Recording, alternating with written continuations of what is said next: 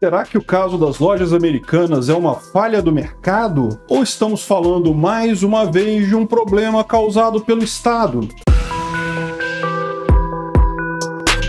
Esse é o Visão Libertária, sua fonte de informações descentralizadas e distribuídas. Esse artigo foi sugerido e escrito por Quinta Essência, revisado por JJ Liber e narrado por mim, Peter Turguniev. O recente caso envolvendo as lojas americanas e seus rápidos desdobramentos, que parecem culminar numa inevitável recuperação judicial, levantou uma série de questionamentos. Como um equívoco contábil de 20 bilhões de reais passou desapercebido em diversos balanços patrimoniais, mesmo a empresa sendo auditada com frequência? Como esse suposto equívoco, que de acordo com o fato relevante divulgado pela empresa não teria impacto material no caixa, se transformou poucos dias depois em um pedido de recuperação judicial, um pedido para suspensão do pagamento de dívidas? E qual será o impacto do caso Americanas no restante do mercado do varejo? E até mesmo em outros setores da economia brasileira? Será que os bancos estão a salvo? Existe, contudo, um questionamento que tem sido levantado por determinado setor da sociedade brasileira,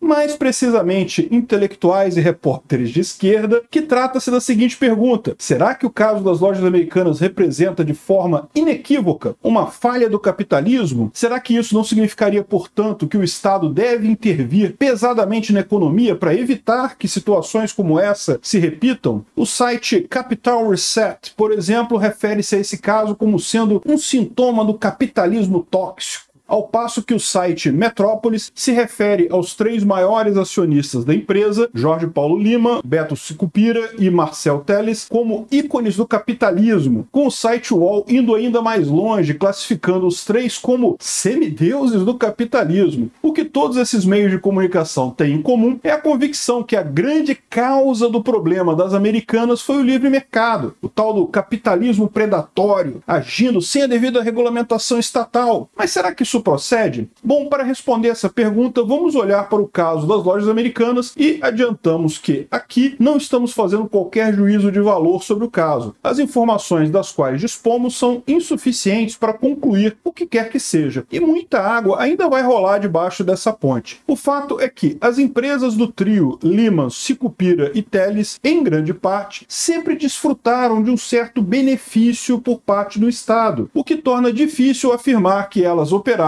de forma definitiva num sistema de livre mercado. Nós já falamos em detalhes sobre essa situação no vídeo. O caso das lojas americanas é ainda pior do que se esperava, mas vamos abordar alguns pontos novamente de forma resumida. Em primeiro lugar, é preciso pontuar que diversas empresas do citado trio de bilionários receberam financiamentos camaradas entre 2005 e 2014 por parte do BNDES, uma cifra que em 2015 ultrapassava os 4 bilhões de dólares. E desse montante, quase 1 bilhão foi direcionado para as lojas americanas. É desnecessário dizer que, durante esse período, o Brasil era governado pelo PT, do Lula e da Dilma Rousseff. Na disputa presidencial de 2014, a Ambev, outra grande empresa do trio dos ícones do capitalismo brasileiro, doou nada menos que 4 milhões para a campanha de Dilma. Seria puro altruísmo por parte dos três mosqueteiros do empreendedorismo brasileiro? Bem, o que podemos concluir apenas é que muitas outras empresas, às voltas com a justiça, como a JBS, diversas empreiteiras envolvidas na Lava Jato, que também são recordistas em financiamentos de campanhas eleitorais, especialmente se tratando da disputa pelo alto cargo do Poder Executivo, o cargo de presidente. O Estado, por meio de suas constantes intervenções na livre iniciativa e por meio do favorecimento de seus camaradas, distorce o mercado, criando anomalias, como os grupos bilionários bem relacionados com a política, que parecem agir à margem da lei e da concorrência. Foi assim que funcionou a política dos campeões nacionais dos governos petistas. No auge dessa prática, o BNDES destinou 40 bilhões de reais para o financiamento de empresas amigas do rei, muitas das quais se reverteram em completos fracassos, e até mesmo em casos de polícia. O exemplo do então bilionário Eike Batista é certamente o mais emblemático desses. Mas a coisa não para na estranha relação de financiamento via BNDES e contribuições para campanhas eleitorais. O trio de bilionários tem um conhecido histórico de envolvimento em empresas com uma contabilidade no mínimo questionável. Em 2015, após venderem a empresa América Latina Logística para a Cosan, a empresa adquirente precisou republicar os balanços de anos anteriores, porque esses possuíam inconsistências, diga-se de passagem, muito parecidas com as do caso da Americanas. Coisa parecida também aconteceu na Kraft Heinz em 2019, evento que sujeitaria a empresa a uma multa de 62 milhões de dólares por parte da SEC lá nos Estados Unidos, o que explica um grupo de empresários constantemente envolvidos em situações contábeis obscuras, ainda possuir tanta relevância e conseguir tocar seus negócios sem maiores problemas. Bem, só conseguimos imaginar uma situação: a proximidade dos envolvidos com o aparato estatal. Numa situação de uma empresa ou de um grupo de empresários que fosse irresponsável e criminoso ao ponto de fraudar diversos balanços contábeis e enganar credores, investidores e funcionários, o mínimo a se esperar é que a falência acontecesse e os responsáveis fossem punidos, no mínimo com isso. Porém, as coisas não são tão simples assim. Quando temos um Estado interventor envolvido na história, as companhias como as lojas americanas são classificadas pelo Estado como relevantes para a sociedade, uma vez que geram uma grande quantidade de empregos e movimentam todo um setor da economia. É claro que a falência de uma empresa desse porte traria toda sorte de transtorno para os envolvidos. Milhares de empregos seriam perdidos, bancos sofreriam um impacto do calote em suas dívidas, fornecedores ficariam sem receber o que lhes era devido.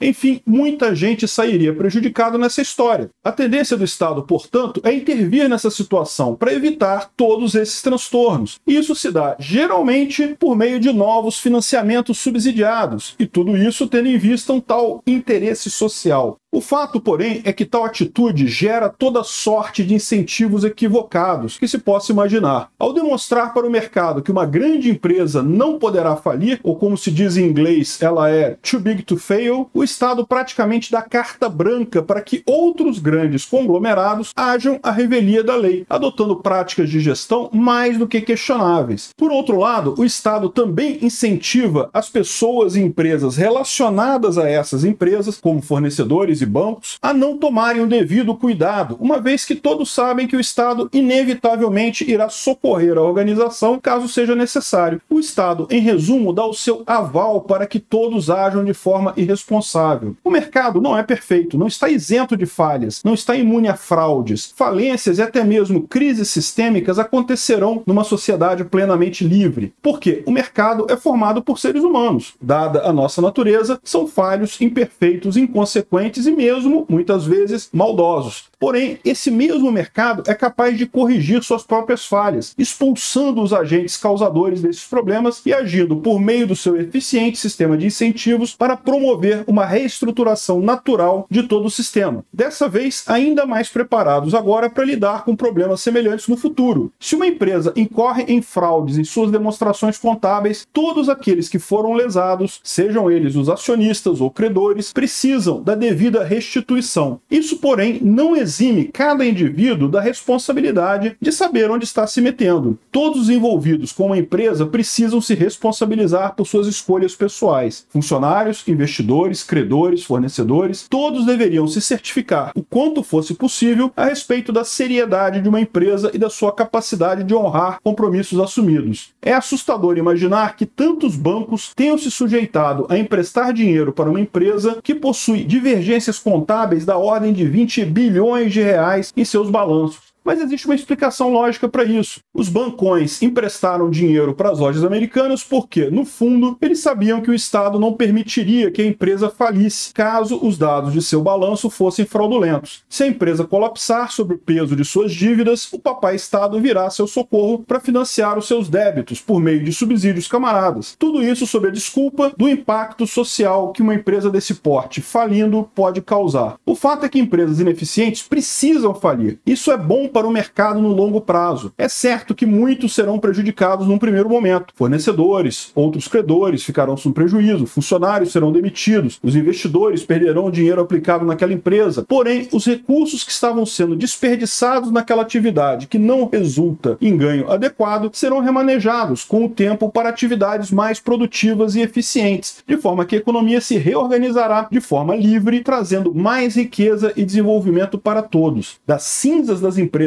ineficientes nascem novos empreendimentos com maior capacidade de atender às demandas reais da sociedade. E, claro, de uma forma mais transparente e confiável. O mercado aprende com os erros. O governo não. O caso das lojas americanas não representa uma falha do mercado ou um problema inerente ao capitalismo. Ele representa apenas as consequências da pesada intervenção do Estado brasileiro na economia, em algo que é chamado por muitos de capitalismo de compadrio, mas que se assemelha mais a um sistema político em que empresas amigas do rei são autorizadas a agir como bem entenderem, ou como diria Maquiavel, aos amigos os favores, aos inimigos a lei. Mais do que qualquer outra coisa, esse favorecimento estatal de determinados grupos econômicos que distorce o mercado, causa crises generalizadas e compromete o desenvolvimento eficiente e sustentável que a livre iniciativa consegue patrocinar. E uma prova disso é que eles esperaram exatamente o Lula voltar ao poder para expor o problema. Por que não fizeram isso antes? Eles já sabiam desse problema antes. Esperaram o Lula assumir para fazer isso num governo que tende a ser mais palatável para os empresários amigos do governo. Obrigado por sua audiência. Se você gostou desse vídeo, clique no ícone de curtir abaixo e compartilhe o vídeo em sua rede social. Se você deseja ser notificado de outros vídeos, clique em se inscrever e depois no ícone da campainha. Até a próxima!